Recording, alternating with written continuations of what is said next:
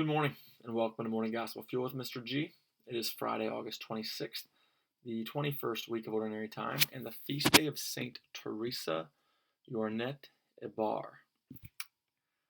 also known as Saint Teresa of Jesus, which is much easier to say since I'm not Spanish, but she was a Spanish Catholic professed religious, and she was a founder of the Little Sisters of the Abandoned Elderly.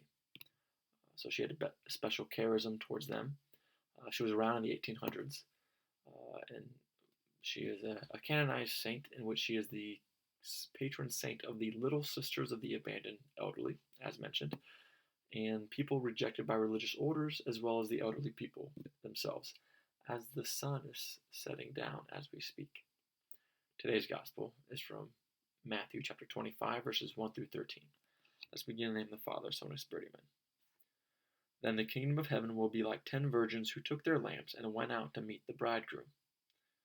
5 of them were foolish and 5 were wise. The foolish ones, when taking their lamps, brought no oil with them. But the wise brought flasks of oil with their lamps. Since the bridegroom was long delayed, they all became drowsy and fell asleep. At midnight there was a cry, "Behold, the bridegroom! Come out to meet him." Then all those virgins got up and trimmed their lamps. The foolish ones said to the wise, "Give us some of your oil, for our lamps are going out." But the wise ones replied, "No, for there may not be enough for us and you. Go instead to the merchants and buy some for yourselves." While they went off to buy it, the bridegroom came, and those who were ready went into the wedding feast with him. Then the door was locked. Afterwards the other virgins came and said, "Lord, Lord, open the door for us." But he said in reply, "Amen, I say to you, I do not know you. Therefore stay awake, for you know neither the day nor the hour."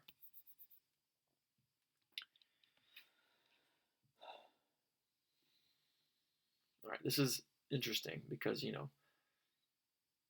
we can take this gospel because many people, let me go back. People think that, we have to show Christian charity to absolutely everybody at all times, which is true, but it's oftentimes not the same context of which Christ taught. Because Jesus teaches us self-accountability. He teaches us that our souls are kind of determined by our actions and our faith life, knowing fully well that nobody can be saved without the mercy of God and the power of God. No matter if you are the most, but not even the Pope can save himself, or anybody that has started anything.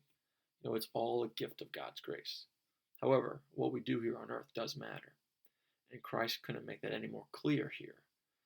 We have to be prepared. We should know and be accountable for ourselves to make sure that we are prepared whenever it comes to be the day that we meet the Lord, and for our souls to be either eternally at rest or eternally in turmoil, in heaven or in hell.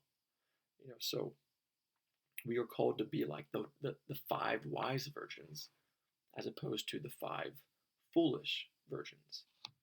We are to be prepared, and we are to be held accountable for ourselves once we reach a certain point in our lives, because we're all going to be knocking on that door.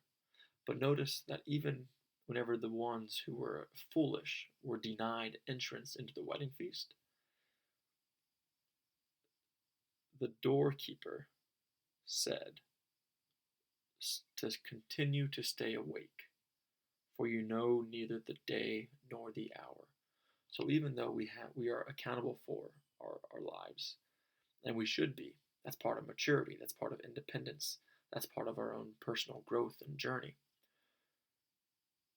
But we're all at different levels, and Christ recognizes that. And so he says, even though they weren't accepted to the wedding feast, there he is saying to stay awake still. Like, keep working, keep getting better, keep striving. Do a little bit more to prepare.